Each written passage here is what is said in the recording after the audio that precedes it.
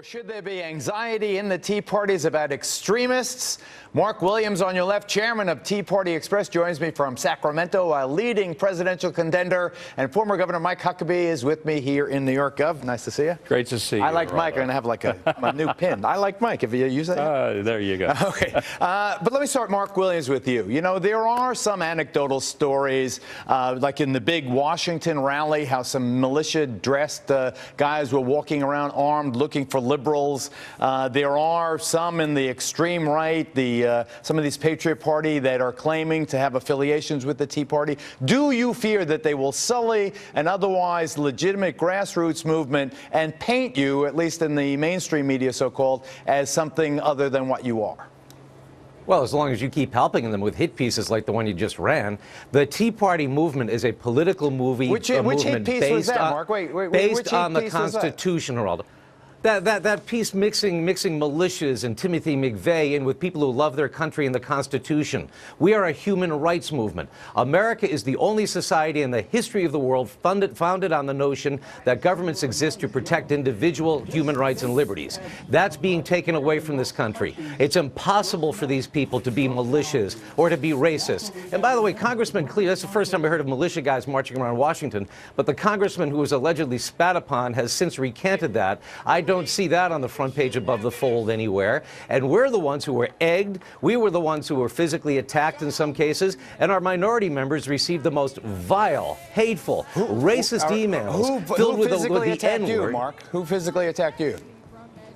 One of our buses was almost forced off the road by a semi-driver who took objection to the fact that we were traveling the country as the Tea Party Express.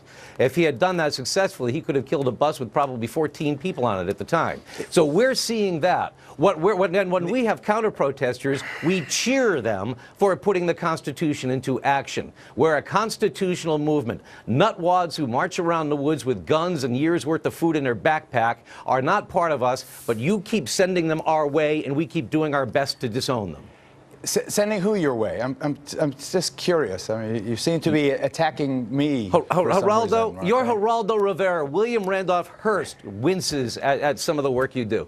These people, you keep running hit pieces like that. You and other talking heads in the media, identifying us as some kind of right-wing whack nut outfit where these people would find a home.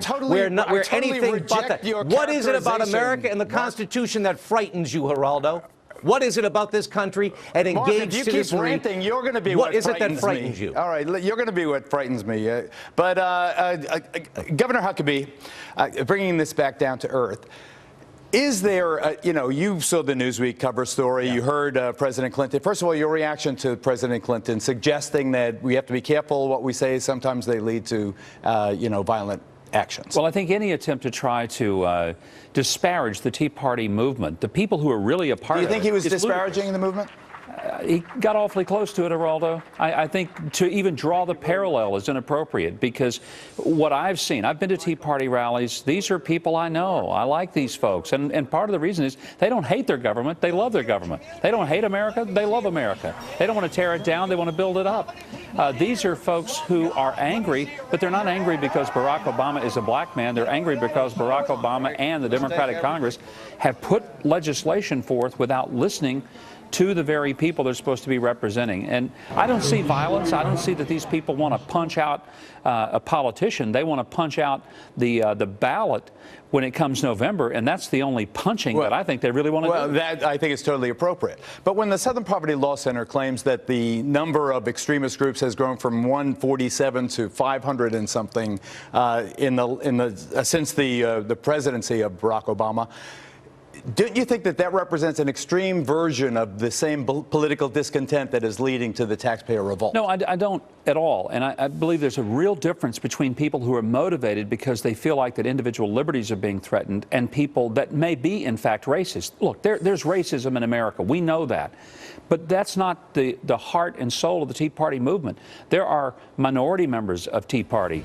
And it was interesting this week, one of the NBC reporters tried to goad a minority member acting like there was something inappropriate about him being part of the Tea Party. I actually saw that, and he handled himself very well. He comported himself well. Good Governor, to see you. Thanks. Mark Willams, thank you.